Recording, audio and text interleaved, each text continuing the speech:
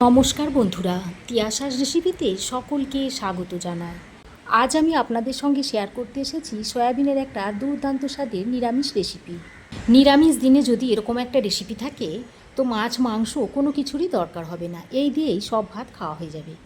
ভিডিওটা স্কিপ না করে আপনারা পুরোটাই দেখতে থাকুন, তা না হলে আমি কি মশলা ব্যবহার করলাম আর কিভাবে রেসিপিটা করলাম সেটা আপনারা দেখতে পাবেন না। এদিকে দেখুন, রেসিপিটা করার জন্য একটা পাত্রে বেশ খানিকটা জল গরম করতে দিয়েছি। জলের মধ্যে দিয়ে দিচ্ছি নুন। নুনটা দিলে জলটা খুব তাড়াতাড়ি গরম হয়ে আসবে আর সয়াবিনের মধ্যেও ভালোভাবে নুনটা ঢুকে যাবে। নুনটা দিয়ে জলের সঙ্গে ভালো করে নেড়েচেড়ে মিশিয়ে দিয়ে এখানে আমি 100 গ্রাম মতো সয়াবিন নিয়েছি, সেটা এর মধ্যে দিয়ে দিচ্ছি। সয়াবিনটা দিয়ে 5 মিনিট মতো সেদ্ধ করে নিতে হবে। 5 মিনিট পর সয়াবিনগুলো ভালোভাবে সেদ্ধ হয়ে গরম জল থেকে তুলে ঠান্ডা জলের মধ্যে দিয়ে দিচ্ছি।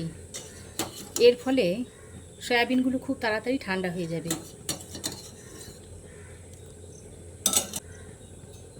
সয়াবিনটাকে ঠান্ডা জলে দিয়ে ভালো করে ঠান্ডা করে নিয়েছি। এরপর হাতের সাহায্যে এরকম চিপে জলটাকে বার করে দিচ্ছি। তারপর একটা পাত্রে নিয়ে নিচ্ছি।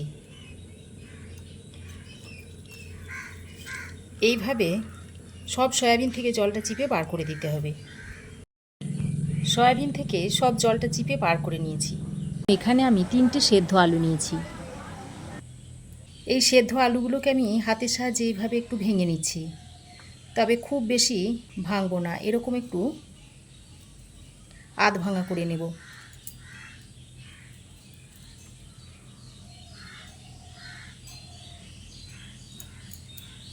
আলুগুলোকে আমি ভেঙে নিয়েছি। এবার আমি গ্যাসে কড়াই গরম করে এর মধ্যে দিয়ে দিচ্ছি 1 চামচ মতো 5 ফোড়ন। এবার গ্যাসের ফ্লেমটাকে লো টু মিডিয়ামে করে 5 ফোড়নটাকে হালকা করে ভেজে নেব। ভাজতে ভাজতে যখন একটা হালকা গন্ধ বেরোতে শুরু করবে সেই সময় 5 ফোড়নটাকে নামিয়ে নিতে হবে। এবার আমি এই ভেজে নেওয়া 5 ফোড়নটাকে একটা ছোট্ট বাটির মধ্যে ঢেলে নিচ্ছি। ঠান্ডা করে এটাকে গুঁড়ো করে নেব, তারপর রান্নাতে ব্যবহার করব। এবার আমি একটা মিক্সিং জারের মধ্যে মশলা তৈরি করে নিচ্ছি। দিয়ে দিচ্ছি আদা, কিছু আদা আমি টুকরো করে নিচ্ছি, সেগুলো দিয়ে দিলাম। আর একটা বড় দেখে শুকনো লঙ্কা দিয়ে দিচ্ছি। একটা পাকা টমেটোকে আমি টুকরো করে দিয়ে দিচ্ছি। তারপর এর মধ্যে অল্প একটু জল দিয়ে দেখুন এই রকম একটা মসৃণ পেস্ট আমি তৈরি করে নিয়েছি।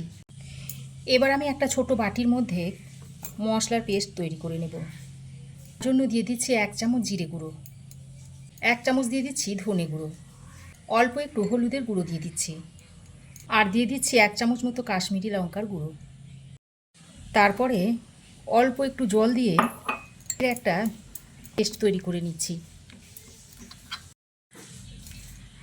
এভাবে গুঁড়ো মশলাটা যদি জলে দিয়ে গুলে রেখে দেন তাহলে এর মধ্যে থেকে একটা বাটা মশলার স্বাদ পাবেন।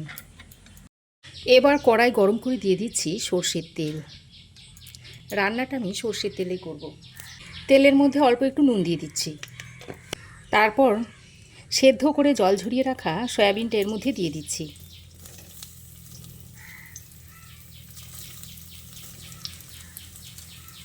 একবার নেড়ে চেড়ে নিয়ে সয়াবিনের মধ্যে দিয়ে দিচ্ছি অল্প একটু হলুদের গুঁড়ো, দিয়ে দিচ্ছি একটু লঙ্কার গুঁড়ো। এবার সয়াবিনটাকে লো টু মিডিয়াম ফ্লেমে ভালো করে ভেজে নিতে হবে। বেশ খানিকক্ষণ সময় ধরে লো টু মিডিয়াম ফ্লেমে সয়াবিনটাকে আমি দেখুন হালকা করে ভেজে নিয়েছি। খুব বেশি ভাজলে হবে না, খুব বেশি ভাজলে আবার সয়াবিনটা শক্ত হয়ে যাবে। এবার আমি সয়াবিনটাকে তুলে নিচ্ছি, তুলে একটা অন্য পাত্রে রেখে দিচ্ছি।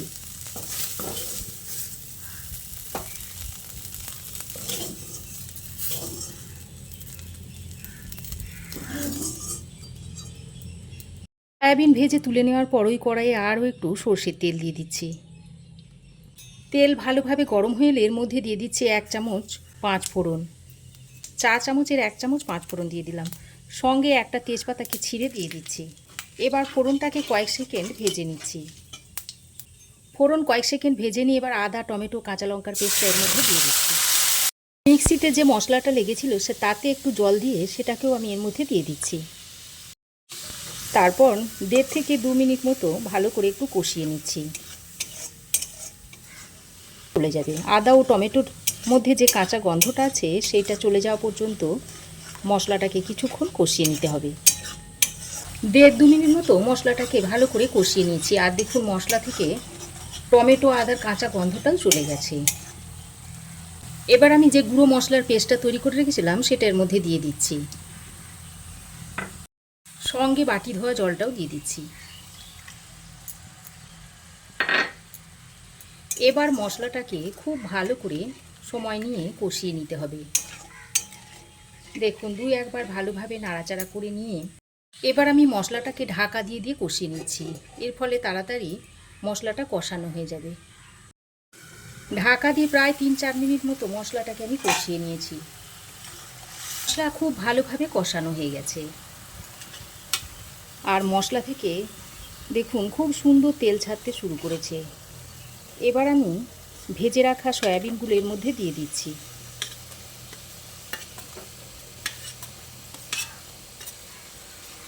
ভাজা সয়াবিনগুলো দিয়ে মশলার সঙ্গে আরও কিছুক্ষণ সময় ধরে খুব ভালো করে কষিয়ে নিতে হবে। যত ভালো করে কষাবেন তরকারির স্বাদ কিন্তু ততই বাড়বে। প্রায় 3-4 মিনিট সময় ধরে সয়াবিনটাকে মশলার সঙ্গে খুব ভালো করে কষিয়ে নিয়েছি। এবার আমি এর মধ্যে সেদ্ধ করে ভেঙে রাখা আলুগুলো দিয়ে দিচ্ছি।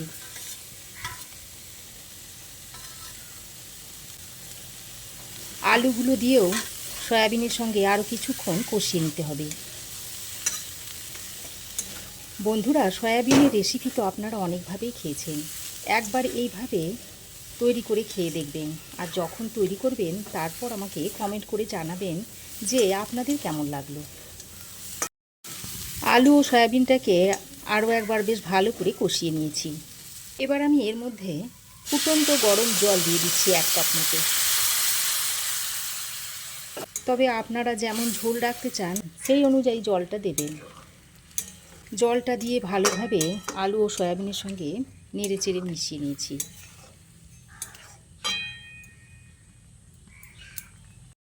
তারপর এটাকে ঢাকা দিয়ে আরও 4-5 মিনিট মতো রান্না করে নেব। যেহেতু সেদ্ধ করে দেওয়া আছে তাই রান্নাটা হতে বেশি সময় লাগবে না। আরও 3-4 মিনিট ঢাকা দিয়ে আমি সয়াবিন আলুটাকে রান্না করে নিয়েছি। তারপর ঢাকাটা খুলে আরও একবার ভালো করে নেড়েচেড়ে নিচ্ছি। আর দেখুন ঝোলটা দেখুন কতটা গাঢ় হয়েছে। সেদ্ধ আলু দিয়ে করা হয়েছে বলে দেখুন ঝোলটা বেশ গাঢ় হয়েছে। আর এটা খেতেও কিন্তু খুবই ভালো হবে। এবার আমি এখানে স্বাদ মতো নুনটা দিয়ে দিচ্ছি। নুনটা দিয়ে সয়াবিন ও আলুর সঙ্গে আবারও একবার ভালো করে নেড়েচেড়ে মিশিয়ে নিচ্ছি। এবার আমি এর মধ্যে কয়েক দানা চিনি দিয়ে দিচ্ছি। তবে আপনাদের চিনি খেতে যাদের আপত্তি আছে তারা দেবেন না। নিরামিষ তরকারিতে একটু চিনি দিলে স্বাদের ব্যালেন্সটা বেশ ভালো হয়। চিনিটা দিয়ে সয়াবিন আলুর সঙ্গে আরও একবার ভালো করে মিশিয়ে নিচ্ছি। এবার আমি যে 5 ফোড়নটা ভেজে গুঁড়িয়ে রেখেছিলাম সেটা এখন এর মধ্যে দিয়ে দিচ্ছি। এই ভাজা 5 ফোড়নটা দিলে তরকারির স্বাদটাই কিন্তু পাল্টে যাবে। তারপর দেখুন এইভাবে নেড়েচেড়ে মিশিয়ে নিচ্ছি। বন্ধুরা, আপনারা একবার এইভাবে তৈরি করে খেয়ে দেখবেন। আর কেমন হয়েছে আমাকে কমেন্ট করে জানাতে ভুলবেন না কিন্তু। দেখুন রান্নাটা একেবারে রেডি। এটা আপনারা গরম গরম ভাত, রুটি, পরোটা সব কিছুর সঙ্গেই খেতে পারবেন। এইবার আমি সয়াবিন আলুর তরকারিটা একটা পাত্রে ঢেলে নিচ্ছি। আশা করছি আমার এই আজকের রেসিপি আপনাদের ভালো লেগেছে। ভালো লাগলে একটা লাইক ও শেয়ার করবেন। পাশে থাকা বেল আইকনটা অবশ্যই প্রেস করবেন। আর আমার চ্যানেলে নতুন বন্ধু হয়ে থাকলে প্লিজ চ্যানেলটাকে সাবস্ক্রাইব করার অনুরোধ রইল। আজ এ পর্যন্তই। আবার দেখা হবে নতুন কোনো রেসিপি নিয়ে নেক্সট এপিসোডে। সে পর্যন্ত ভালো থাকবেন, সুস্থ থাকবেন। ধন্যবাদ।